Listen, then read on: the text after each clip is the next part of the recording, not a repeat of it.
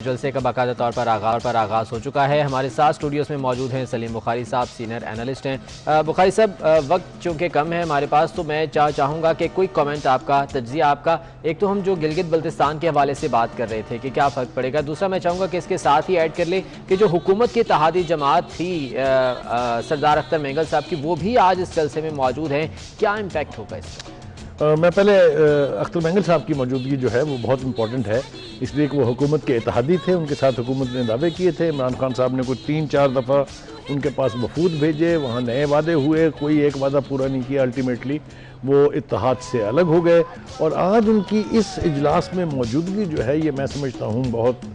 اہم ہے، اس لیے کہ جو پوری اپوزیشن کی موومنٹ ہے اس کا حصہ بننے کا فیصلہ کیا ہے اختر مینگل صاحب نے۔ اختر مینگل صاحب بلوچستان کے بہت ریناؤنڈ پولیٹیکل فیملی سے ان کا تعلق ہے، خود وہ چیف منسٹر بھی رہے ہیں، اس سے پہلے ان کے والد صاحب جو ہیں وہ چیف منسٹر رہ چکے ہیں، تو ان کی موجودگی جو ہے بہت سگنیفیکنٹ ہے۔ اور آپ دیکھیے گا وہ اگر انہوں نے تقریر کی تو وہ بلوچستان کے حوالے سے انتہائی اہم بیان جو ہے وہ دیں گے۔ ایک اور بات جو ساتھ ساتھ آپ نے جس کا ذکر کیا، پہلے بھی ہم اس پہ بات کر رہے تھے، وہ ہے جو گلگت بلتستان کا الیکشن ہے، وہاں مکمل طور پر انڈیپینڈنٹلی ایک الیکشن کمیشن ہے۔ وہاں میرے خیال سے اس کے اوپر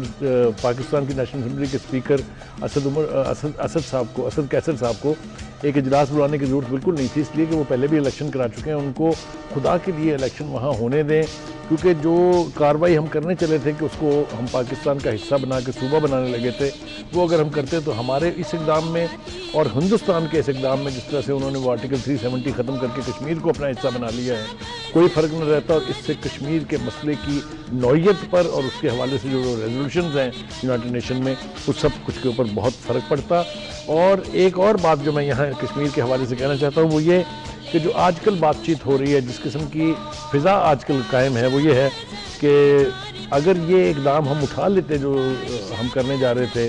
تو یہ وہ مشرف کا جو فارمولہ تھا جس کو اس نے تھرڈ آپشن کہا تھا، اس کے مطابق اس کا مطلب یہ ہے کہ جو کشمیر ہندوستان کے پاس ہے وہ اس کا حصہ، جو پاکستان کے پاس ہے وہ اس کا حصہ۔ میرے خیال سے اس قسم کے اقدامات میں بہت احتیاط کی ضرورت ہے، ہمیں ایسے اقدامات جو ہیں وہ نہیں کرنے چاہیے۔ جہاں تک